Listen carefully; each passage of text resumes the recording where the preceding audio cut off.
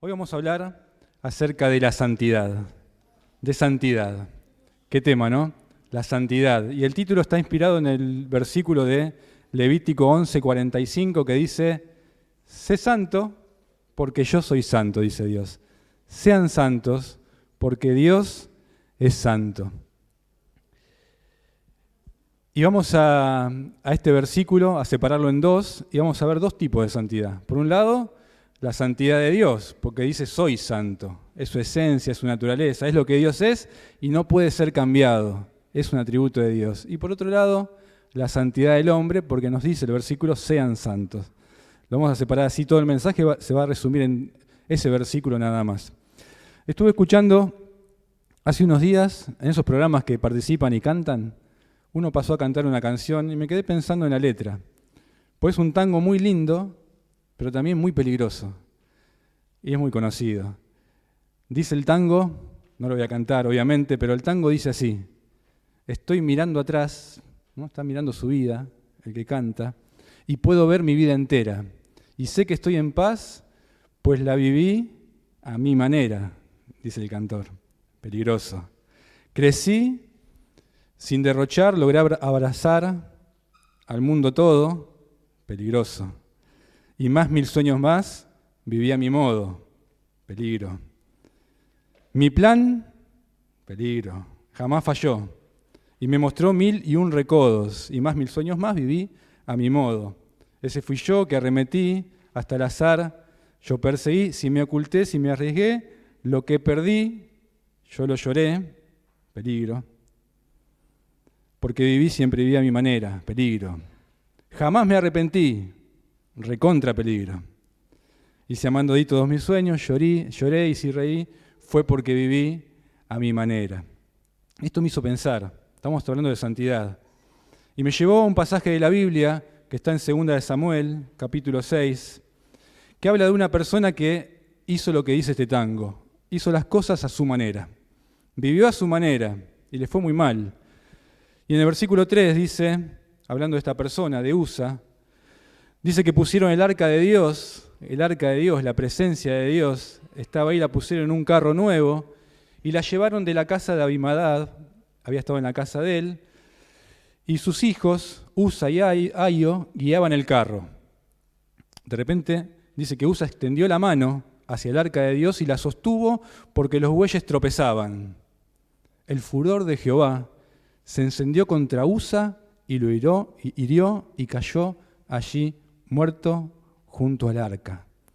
Parece que la pena es demasiado extrema para una persona que aparentemente hizo una buena acción. Quería sujetar el arca que se estaba por tal vez caer. Pero el problema es que esta persona hizo una buena acción a su manera y no a la manera de Dios. Ahí está el peligro. Porque Dios había dado instrucciones muy claras acerca de cómo tenía que ser el movimiento del arca, quién lo debería hacer, las formas que se debería hacer. Había sido muy preciso el Señor. Y esta persona desobedeció. No importa cuán inocentemente lo haya hecho, porque tal vez él tuvo una buena intención, pero no importa cuán inocentemente lo haya hecho, tocar el arca de Dios estaba estrictamente prohibido y era una violación a la regla del Señor y debería resultar en muerte. Esto era un medio para preservar en el pueblo esa sensación de santidad de Dios, ese temor hacia la santidad de Dios y ese respeto ante su presencia, que para acercarse a la presencia de Dios se tenía que hacer de una forma apropiada y no de cualquier manera. Como dato, y capaz que ahí podemos entender por qué Usa hizo esto, el arca de Dios había estado en su casa 20 años. 20 años, un montón de tiempo, 2 décadas, casi toda una vida había estado en la casa de Usa.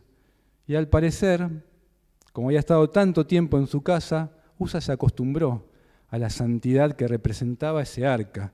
Se acostumbró a la presencia de Dios de alguna manera. Es como que de tanto estar en su casa, el arca se hubiese convertido en un mueble más de la casa. Y eso es peligroso. Un mueble más de la casa. Y no la misma presencia de Dios en el hogar. Un mueble más. algo más de las tantas cosas que uno puede tener en la casa, y es peligroso. Pero el pasaje también sigue en el verso 10 y nos muestra a otra persona, a Obed-Edom. Él tuvo el arca en su casa 3 meses, 20 años, la tuvo Usa y terminó en muerte, y 3 meses la tuvo esta persona. Y dice este pasaje que cuando el arca fue llevada a la casa de Obed-Edom, estuvo 3 meses y bendijo Jehová a Obed-Edom y a toda su casa y a toda su familia. 3 meses le alcanzaron a la presencia de Dios para llenar todo el hogar y para bendecirlo completamente. 3 meses contra 20 años. Porque las personas son muy bendecidas cuando el Señor ingresa a su hogar, cuando ingresa en el corazón de las personas, porque Dios lo bendice todo, lo cambia todo, lo transforma. Son muy bendecidas, las personas se llenan de gozos, llenas de entusiasmo por servir a Dios, por obedecerle, por aprender, por crecer en santidad. Y es hermoso ver cómo Dios transforma la vida de las personas, transforma los hogares, cómo Dios va trabajando en cada persona. Pero, y acá hay un pero bien grande, pero, tal vez alguno se pueda sentir identificado, tal vez no. Con el paso de los años es fácil caer en una rutina religiosa. Y es fácil, nadie está exento, que en algún momento de tu vida cristiana puedas caer en una rutina religiosa y nos podamos acostumbrar a venir a la iglesia, a servir, a cantar. Nos podremos acostumbrar a lo especial de Dios y la presencia de Dios se vuelve un mueble más en tu vida, algo más y no lo especial y lo primordial de tu casa. Entonces siempre nos tenemos que preguntar, ¿no? Tenemos que hacernos esta pregunta. Cada uno se la puede hacer hoy mismo también. ¿Sigue ardiendo en vos ese primer amor cuando te convertiste con todo ese entusiasmo? ¿Sigue ardiendo en vos ese primer amor? ¿O fue disminuyendo? ¿Sigue encendido en tu vida el temor a Dios, el temor ante su presencia? ¿Temblás ante la presencia de Dios?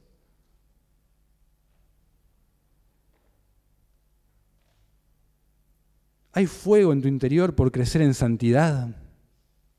¿O es lo mismo? Si hago esto en la semana o esto otro, es lo mismo. ¿Hay ese anhelo de santidad en tu corazón? Tenemos que preguntarnos esto. Tenemos que mirar nuestra vida entera y preguntarnos cómo la estamos viviendo. ¿Está ese fuego? ¿O la costumbre adormeció tu espíritu y Dios se convirtió en un mueble más? Tenemos que preguntarnos.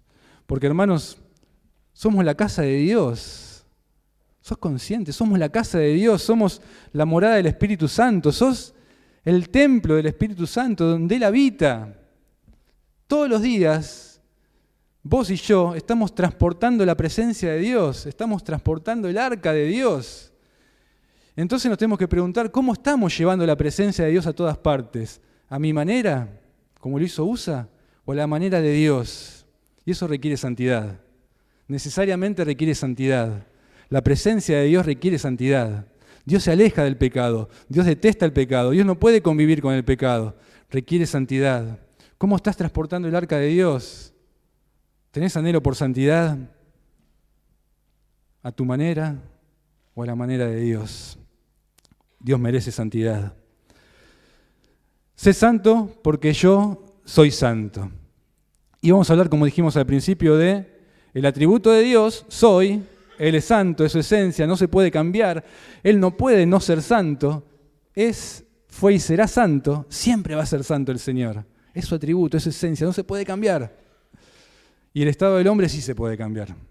Sean santos. Si dicen sean santos es porque hay una responsabilidad del hombre en querer anhelar la santidad. Sé santo. Entonces empezamos por la primera. ¿Les parece la santidad de Dios? Dios es santo. Esa es la santidad perfecta. La santidad de Dios es la santidad perfecta. Y yo te quiero invitar a que me acompañes al libro de Levítico. Hoy vamos a hablar de Levítico. Sé que es un libro difícil de leer, que lo pasamos por arriba porque tiene muchas leyes, cosas que de otras épocas que no entendemos, distintas a nuestras costumbres, pero es un libro importantísimo. Así que te animo que en casa lo leas todo el libro, Yo lo leí todo y lleva entre 2 y 2 horas y media. Lo puedes leer esta semana, así profundizás el mensaje de hoy. Todo Levítico. Pero yo te voy a invitar a que lo podamos leer con esta mentalidad. Todo Levítico está escrito justamente para enseñarnos que Dios es santo. Justamente para enseñarnos acerca de la santidad de Dios. No lo leas con leyes o normas aburridas que tenía que hacer el pueblo. Todo eso ya caducó. Léelo con esta mirada y vas a encontrar que es muy importante la santidad de Dios. Levítico se desarrolla después que el pueblo de Israel fue librado de la esclavitud, fue sacado de Egipto, Dios los llevó ahí al monte Sinaí, le dio las leyes a su pueblo, leyes que eran para su bien, pero el pueblo rápidamente quebranta las leyes, se rebela contra Dios y eso genera separación, ¿no? Rápidamente quiebran el pacto y hay separación, el pecado separa a la gente de Dios. Pero Dios quiere tener una relación con su pueblo. Dios quiere habitar en medio de su pueblo, en el tabernáculo, en el centro. Cantamos, Cristo sea el centro, el tabernáculo de Israel, donde estaba el arca de Dios, donde estaba su presencia, estaba en el medio del pueblo. Dios quería habitar en el medio del pueblo, pero no podía, su santidad se lo impedía. Entonces, la pregunta es, ¿cómo puede Israel, en su condición de pecado, ser reconciliado con un Dios santo? Bueno, de eso se trata el libro de Levítico, sobre cómo Dios en su gracia, en su misericordia, en su amor hacia su pueblo, provee un camino, provee medios para que este pueblo pecaminoso pueda habitar en su presencia, en su santa presencia. Dios es santo y lo sabemos, pero yo creo, y esto es a mi parecer, es el atributo más difícil de comprender de Dios. Porque si yo te digo Dios es amor, también es un atributo de Dios, Dios es misericordioso, capaz que lo entendemos más, porque uno puede pensar en el amor humano, yo pienso en el amor que tengo a mis hijos y entiendo un poco de amor. A mis hijos le doy todo, lo mejor, quiero que estén bien, hasta soy capaz de dar mi propia vida en una situación crucial. Si yo tengo que elegir si vive mi hijo o vivo yo, doy mi vida por mi hijo, para que él viva.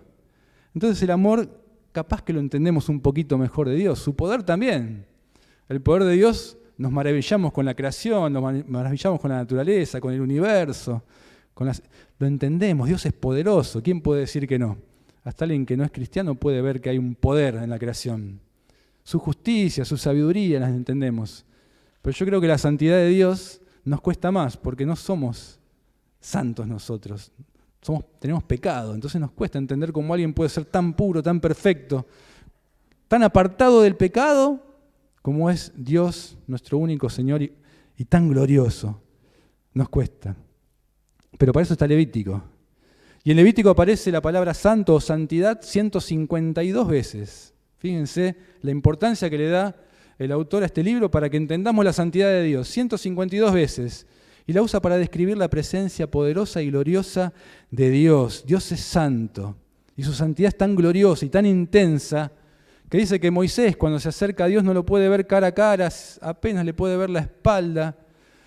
Porque si Dios se le revelara a Moisés en su esplendor, no tendría la capacidad de asimilarlo y moriría al instante. Así de poderosa es la presencia de Dios. Su santidad es perfecta, su santidad es gloriosa, su santidad es pura, su santidad es tan radiante que los mismos sacerdotes, si se acercan a la presencia de Dios en forma inapropiada, mueren al instante. La santidad de Dios es como el sol, es tanto buena como peligrosa. El sol es bueno, ¿no? Miren qué lindo día hoy. El sol nos da calor, el sol da vida, el sol desarrolla la vida. El sol nos alegra, ¿no? Pero el sol es peligroso. El sol es peligroso. Intentá acercarte al sol, vas a ver qué te va a pasar. Solamente su atmósfera exterior tiene 1 millón de grados y su núcleo 15 millones de grados. Ni la persona con el mejor traje espacial diseñado por la NASA, con la mejor nave espacial diseñada por los mejores expertos del mundo, se podría acercar. Hoy tan solo el hombre se puede acercar a 6 millones de kilómetros. Un poquito más de eso moriría derretido al instante. La santidad de Dios es como el sol.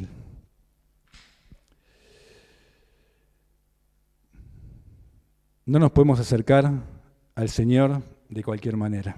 Moriríamos al instante. Y el punto de Levítico, justamente, es mostrar cómo los israelitas corruptos pueden vivir en la bondad de Dios, en la presencia de Dios, sin ser derretidos, sin ser destruidos. Dios es santo, entonces todo el espacio alrededor del Señor es santo. Está lleno de su bondad, está lleno de su amor, está lleno de su misericordia, de su perfección. Así que si Israel quiere vivir, Israel pecaminoso, Israel corrupto, si quiere vivir en el espacio de Dios, en la santidad de Dios, ellos también tienen que volverse santos de alguna manera. Y ahí en Levítico Dios provee 4 formas para que Israel pueda acercarse a la presencia de Dios. Y esas las formas las quiero compartir. La primera, y lo interesante de Levítico, cuando lo puedan leer en la semana, van a ver la estructura que tiene, porque el libro empieza hablando de temas similares desde la tapa y contratapa, no empieza como desde afuera hacia adentro. Y desde los bordes del libro habla de sacrificios y rituales. Entonces los primeros capítulos y los últimos capítulos hablan de sacrificios y rituales que Israel tenía que hacer y llevar a cabo. Algunos eran sacrificios o eran formas de decirle a Dios gracias y le proveían a Dios algo de lo que Él les había dado primero. Otros sacrificios eran formas de decirle a Dios, lo siento, perdón Señor, perdóname por el pecado. Entonces agarraban, sacrificaban un animal, confesaban sus pecados y ese sacrificio les recordaba a ellos, por un lado, la gracia de Dios, pero por otro lado también les recordaba su santidad y su justicia, que Dios no tolera el pecado y que el pecado debe ser pagado con la muerte, en este caso de un animal que hacía expiación y cubría el pecado del pueblo. Así que ese animal moría en lugar del pecador. Porque Dios en su gran amor no quiere destruir, no quiere derretir al pueblo, Él quiere perdonarlo y provee un medio para hacerlo. Y al final del libro también habla de otros rituales que se hacía, que eran fiestas anuales que el pueblo tenía que llevar a cabo, eran fiestas diferentes, y cada una de esas fiestas les recordaba algún momento en la historia que pasó el pueblo de Israel cuando salió de Egipto, y les recordaba principalmente quién era Dios para ellos y quiénes eran ellos, un pueblo apartado para Dios, un pueblo elegido, un pueblo separado de los demás pueblos para un Dios santo. Si nos vamos acercando hacia el centro del libro, después vienen los sacerdotes, la segunda manera que Dios provee para acercarse a su presencia, porque estar directamente en la presencia de Dios era peligroso. Y Dios designa representantes, y ahí en los capítulos 8 y 9 aparece Aarón con sus hijos, que son consagrados sacerdotes. Al final del libro, capítulos 22 y 21, habla de los requisitos y los altos estándares que tenían que tener estos sacerdotes, porque no podían acercarse de cualquier manera, ellos tenían que tener el nivel más alto de integridad, porque eran los representantes del pueblo ante Dios, pero también eran los representantes de Dios ante el pueblo. Entonces tenían que tener requisitos, no podían violar esa ley. Y llegamos al capítulo 10, que es un capítulo un poco triste de Levítico, porque vemos que ahí, y descubrimos que la santidad de los sacerdotes es muy importante, porque vemos que Nadab y Abiú, hijos de Aarón, del sumo sacerdote, se acercan a Dios de una manera inapropiada. Se acercan a Dios como el tango, a su manera, y no como Dios les había ordenado que se acerquen. Violan la ley de Dios, violan los principios de Dios, violan lo que Dios había establecido y ellos mueren al instante, son consumidos al instante. Pero esto también es un recordatorio al pueblo de cómo vivir en la presencia de Dios y cómo acercarse a Dios de una manera inapropiada puede ser peligroso. Y ya llegamos casi a la mitad del libro y hay un montón de leyes de pureza. Y hay leyes de pureza ritual y hay leyes de pureza moral que tiene el pueblo. Y las leyes de pureza ritual hablan de que Dios, como es santo, los israelitas no pueden acercarse a Dios estando sucios o estando impuros, tenían que estar limpios y puros, si no, no podían acercarse. Ahora, un israelita podía volverse impuro de muchas maneras, ¿no? al tocar un animal, un cadáver, al tocar un hongo, a tener una enfermedad, al tal vez haber estado en contacto con algún fluido corporal. Eso en sí no era pecaminoso, ¿no? Uno puede tocar una planta, podían, ¿no? Lo que era pecaminoso era entrar con eso a la presencia de Dios. Fíjense lo importante de la santidad de Dios. Yo sé que esto lo conocen, ¿no? Pero quiero que pensemos en la santidad de Dios. Todos los requisitos que Dios ponía para entrar limpio a su presencia, tocar o este tipo de cosas podía representar, estaba asociado con la muerte, ¿no? Por un cadáver, algo muerto, una enfermedad. Estaba asociado con la muerte, con la mortalidad. Y la muerte obviamente es lo opuesto a Dios, lo opuesto a su santidad, porque Él es vida. Entonces, estar impuro o estar, digamos, no era pecaminoso en sí, pero sí no te podías acercar a la presencia de Dios. Y después también habla de la pureza moral. Y acá hay 3 cosas que menciona Levítico, después cuando lean lo van a ver. Y habla de 3 tipos de pureza moral. Y fíjense la importancia que le da Dios a estos 3 aspectos desde el principio de la Biblia hasta el final de la Biblia. Es re importante. Y lo primero que dice es que ellos son un pueblo apartado, deberían vivir en forma diferente a los cananeos. Y les dice que deben cuidar del pobre. Deben cuidar del pobre. Y Jesucristo dijo, ¿no?, que amemos al prójimo. La ley se resume en 2 cosas, amar a Dios y amar a tu hermano. Cuidar al pobre, cuidar al necesitado, dejar de mirar tu propio ombligo, mirar el de al lado, compartir amor, compartir de Cristo, compartir. Ese era un estándar, un nivel de pureza moral para el pueblo que Dios les dice.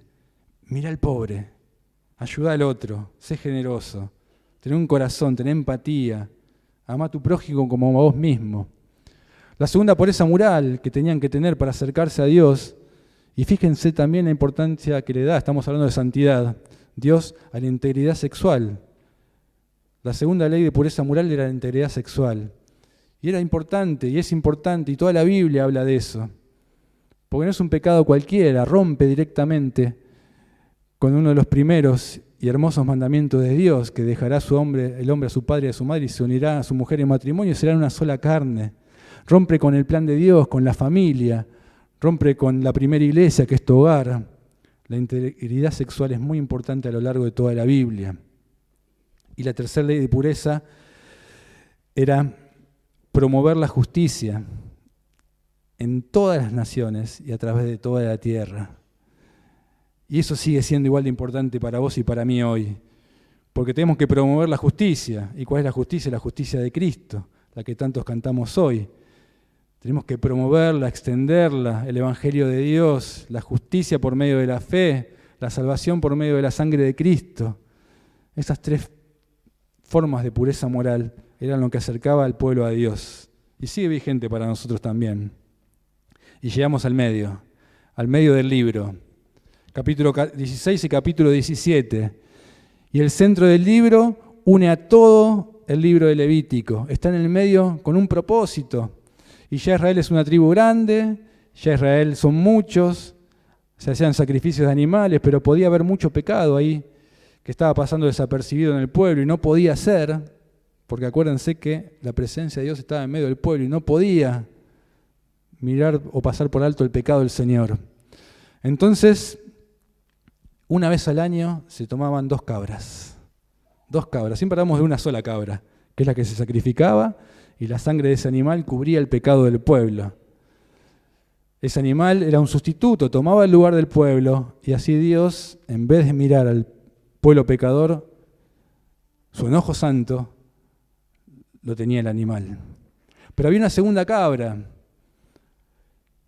Esa segunda cabra, el sacerdote la agarraba, ponía sus manos sobre esa cabra, confesaba el pecado del pueblo. Es como que simbólicamente estaba poniendo todo el pecado del pueblo sobre el lomo del animal, y esa cabra era soltada al desierto, bien lejos, para que nunca más pueda volver. Esa segunda cabra permanecía viva, pero lejos, bien lejos del pueblo. Y es una imagen muy poderosa de cómo Dios en su gracia está retirando el pecado del pueblo. Así perdona a Dios. Así perdona a Dios cuando te arrepentís. Bien lejos, en medio del desierto, estaba retirando el pecado del pueblo. ¿Por qué retiraba el pecado del pueblo? Porque Dios no puede vivir en medio del pecado, lejos del pueblo, el pecado. ¿Es el famoso chivo expiatorio? Bueno, de ahí viene. Termina el libro, capítulo 26 y 27, Moisés llamando a Israel a ser fieles a todos los términos del pacto, y describe las bendiciones de paz y de abundancia que vendrán como resultado de obedecer las leyes, como las bendiciones que tuvo Obed-Edom, cuando estuvo con la presencia de Dios como correspondía. Y también les advierte que si son infieles y deshonran la santidad de Dios, esto resultaría en destrucción, en desastre, como sucedió con Usa, que menospreció la santidad de Dios. Todo eso, mis hermanos, para que veamos la primera santidad, que es la santidad perfecta de Dios. Así de importante es la santidad de Dios. Así nos tenemos que tener temor ante la santidad de Dios. Tenemos que tener ese respeto a la santidad de Dios. No podemos estar menospreciando la santidad de Dios. Dios es santo y tenemos que ser conscientes de eso. Vamos a hablar de la otra santidad, la santidad del hombre. La santidad del hombre. Y la santidad del hombre la podemos dividir en 3 puntos. Primero, la santidad posicional. Una posición. Somos santos. Posicional porque uno al obedecer el Evangelio, al obedecer el llamado al arrepentimiento, al aceptar a Jesús en nuestro corazón, dice que Dios nos dio vida juntamente con Cristo, nos sentó en lugares celestiales, ahí está nuestro lugar, nuestra posición, en los lugares celestiales. En Cristo fuimos acercados a Dios, somos sus hijos, somos familia de Dios, somos apartados de Dios. Esa es tu posición, ¿la sabías? Mirá qué posición de privilegio. Si aceptaste a Jesús en tu corazón, sos posicionalmente santo. Sos santo, no tengas miedo de decirlo. Sos pecador, pero sos santo. Sos santo. La obra la hace Dios. Sos santo porque Dios te hizo santo. Pero la responsabilidad de quién es? Del hombre, tuya. Dios te da la posibilidad de elegir. Dios te da la posibilidad de aceptarlo en tu corazón o rechazar el Evangelio. La obra es de Dios, Dios te hace santo, pero es tu responsabilidad. Si hoy te estás dando cuenta que no tenés un lugar en los lugares celestiales, no te vayas de esta reunión sin hacer una oración de fe y de arrepentimiento. Cantamos de la sangre de Cristo que nos limpia de todo pecado. La sangre de Cristo te hace santo. Israel nunca pudo cumplir estas leyes de pureza, de santidad, nunca las pudo cumplir.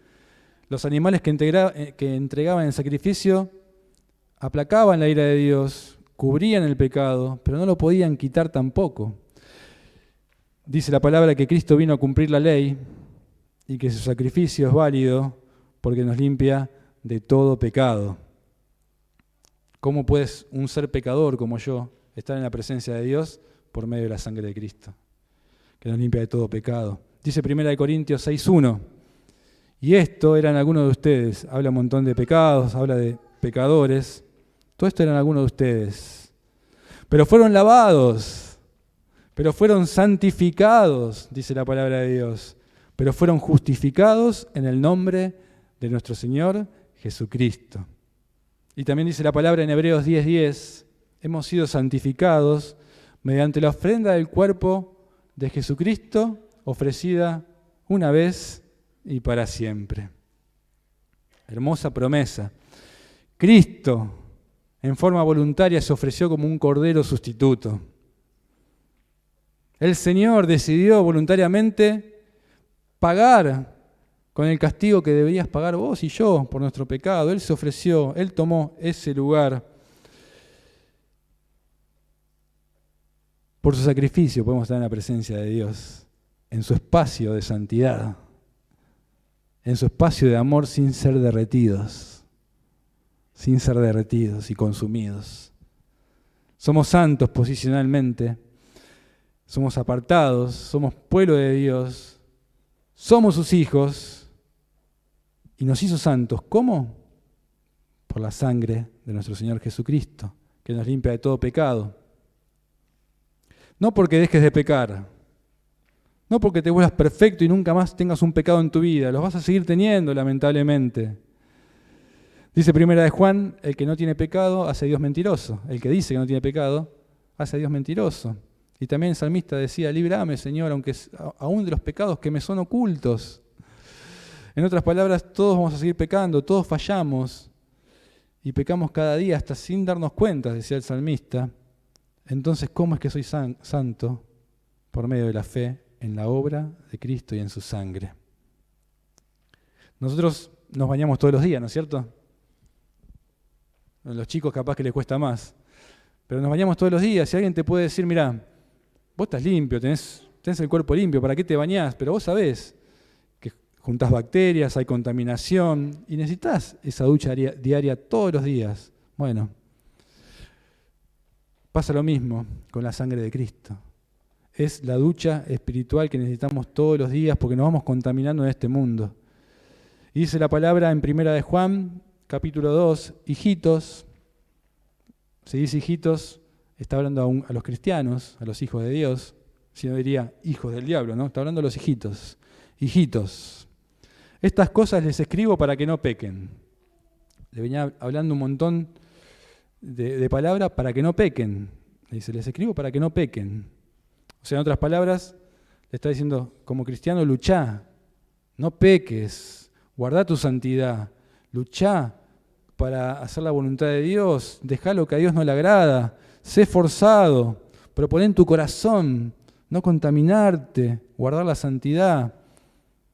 Pero el pasaje sigue y no termina ahí, no se queda solamente con hijitos, estas cosas les escribo para que no pequen, sino que dice, mas si alguno hubiere pecado, porque en algún momento de la vida vamos a pecar, en algún momento del día, mejor dicho, vamos a pecar.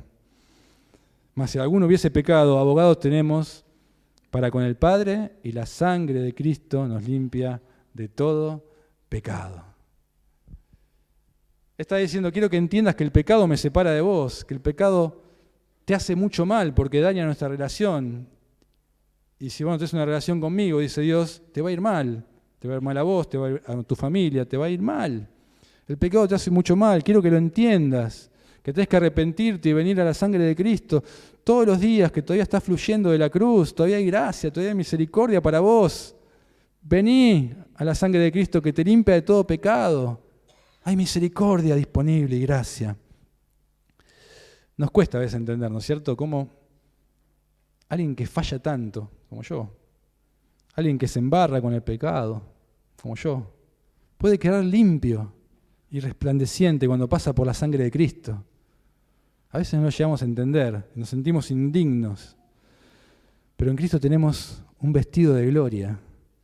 En Cristo estamos revestidos de su esplendor y de su gloria. En Cristo tenemos, ante la vista del Padre, nos ve santos, porque no te ve a vos, ve a Cristo. Dice que nos ve justos, leímos recién, abogados tenemos cuando pecamos. Cuando nos equivocamos, abogado tenemos. ¿Y quién no quiere un buen abogado cuando las cosas humanamente se ponen feas? Quiero que me represente el mejor. Y yo quiero que Cristo me represente ante el Padre. Cualquier otro que me represente ante el Padre va a fallar. Si yo mismo me represento, voy a fallar. Cristo me defiende. El diablo me acusa, pero Cristo me defiende ante el Padre. Y el Padre me ve santo y me ve justo. La segunda santidad, o el segundo estado de santidad del ser humano, es la santidad progresiva. La santidad posicional, dijimos, la santidad progresiva. Y obviamente tiene sus raíces en la posicional, ¿no es cierto? Quiere decir que esa realidad espiritual, ya lograda en la cruz, el nuevo nacimiento, ¿no? Aquella regeneración se va manifestando progresivamente en los hijos de Dios. Hebreos 12:10 dice, Dios disciplina para nuestro bien, nos disciplina para nuestro bien, para que participemos de su santidad. Día a día, Dios nos quiere haciendo más santos. Nos disciplina para que participemos de su santidad. El apóstol Pablo dijo en 1 Tesalonicenses 5:23, que el mismo Dios de paz los santifique por completo, y todo su ser, espíritu, alma y cuerpo, sea preservado irreprensible para la venida de nuestro Señor Jesucristo. Fiel es el que lo llama, el cual también lo hará. Dios nos dio espíritu de poder. Dios nos dio dominio propio. Dios nos dio el Espíritu Santo, su fruto, los dones. Así que esta santidad práctica, la progresiva, es la que todos los días tenemos que intentar vivir, y es un proceso a lo largo de toda tu vida, que tenemos que, con la ayuda y con la guía, la obra la hace siempre Dios, pero nosotros tenemos que dejar que Dios haga la obra. Dice que el que comenzó la buena obra en ti la perfeccionará hasta el día que Él venga. La obra la hace Él. ¿Qué tengo que hacer yo? Muy fácil, muy fácil. La complicamos de más, pero es muy fácil. ¿Qué tengo que hacer yo si la obra la hace el Espíritu? No interrumpir la obra del Espíritu. No la interrumpas. ¿Cómo la interrumpo? ¿Sabes cómo la interrumpís? Cuando lo apagás, cuando lo entristeces. ¿Y cuándo haces eso? Cuando pecás y no te arrepentís, el Espíritu se entristece. Cuando dejás de orar, el Espíritu se apaga. Cuando no lees la Biblia, cuando no tenés tu devocional, cuando no estudias la palabra de Dios, el Espíritu ya no actúa con poder, porque el Espíritu te ilumina a través de la palabra. Cuando no tenés comunión con el Señor, el Espíritu Santo disminuye su intensidad, su llama, su fuego, y en lugar de santidad progresiva, vamos teniendo santidad regresiva. ¿Y sabes por qué? Porque en lugar de verse Cristo en mí, en lugar de ver el fruto del Espíritu Santo en mi vida, se va empezando a ver Ariel, se va empezando a ver Fernando, se va empezando a ver Lorena, se va empezando a ver David. Se ve nuestra persona. Cuando dejamos de tener comunión con Dios, se ve nuestra persona. Nuestro viejo hombre aflora. El pecado no es tratado. El pecado es escondido. La santidad ya no me importa tanto como antes. Entramos a caer en un proceso peligroso. Peligroso. Dice que Dios nos disciplina, que Dios actúa en nosotros para santificarnos. No impides la obra de Dios en tu vida. No impides la obra de Dios. Que Dios encienda en tu corazón ese fuego de santidad. Que Dios encienda ese anhelo por santidad. Sé santo como el Señor. Apartate del pecado, apartate de lo que lastima tu vida, de lo que a Dios no le agrada. Apartate de lo que tanto te daña. Aquellas cosas escondidas que solo vos conocés y que durante tantos años tenés guardadas y no querés tratar con Dios, te hacen mal. Hoy es tiempo de confesarlas. Hoy es tiempo de arrepentirte y de ir a la cruz. Y la sangre de Jesucristo nos limpia de todo pecado. Hoy es tiempo de que eso que tanto años tenés guardado en tu corazón, de ese pecado que no querés soltar, hoy es tiempo que lo sueltes. Proponete vivir a la manera de Dios y no a la tuya. Y la tercera santidad, la que todos esperamos, esto no es para ahora, esto es a futuro, es el momento en que seremos íntegramente santificados en cuerpo, alma y espíritu, es la consumación final de la santificación del creyente. Esto es maravilloso, es una promesa y va a ocurrir, va a ocurrir. Dios nos librará de nuestra naturaleza pecaminosa y un día tendremos esa glorificación eterna. Será perfecta, no te la puedo explicar porque es inimaginable. Esta santidad se presenta como resultado prometido de un proceso que comenzó con la santidad posicional, cuando aceptaste a Cristo en tu corazón, y continuó con la santificación progresiva a lo largo de toda tu vida. Conclusión. ¿Qué quise decir con todo este mensaje? Levítico 11:44. Yo soy el Señor tu Dios. Por tanto ustedes se santificarán y serán santos, porque yo soy santo. Dijimos que el sol es maravilloso.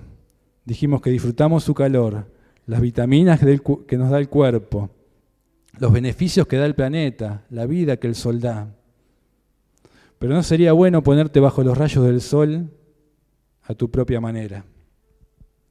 No sería inteligente que te pongas bajo los rayos del sol como vos quieras, a tu modo, como dice el tango. Es mucho más sabio hacerlo a la manera de los que saben, usando protector solar, usando el factor apropiado, en los horarios indicados y adecuados. Si no, el sol es peligroso. Es bueno y es peligroso. Y lo mismo con Dios. Disfrutamos su presencia, disfrutamos sus cuidados, su amor, disfrutamos su misericordia, su santidad, pero no lo hagas a tu manera, porque es peligroso. No lo hagas a tu manera. Acércate a Dios a la manera que Dios diseñó. Israel tenía esas 4 maneras que vimos en Levíticos. Hoy hay una única manera, y es a través de Jesucristo. Acércate a Dios a través de Cristo, donde puedas decir que ya no vivo yo, sino que vive Cristo en mí. Jesús es tu protector. Él es el mejor protector solar. Factor infinito, factor eterno. Te puedes acercar confiadamente a la presencia de Dios, que no te vas a derretir si te acercás por medio de Cristo. Abogado tenés y te defiende. Intercesor tenés al sacerdocio de Cristo que intercede por vos. Acércate confiadamente al Padre. Y termino, si me permiten, con el tango del principio. Pero solamente le cambié pequeñas palabritas.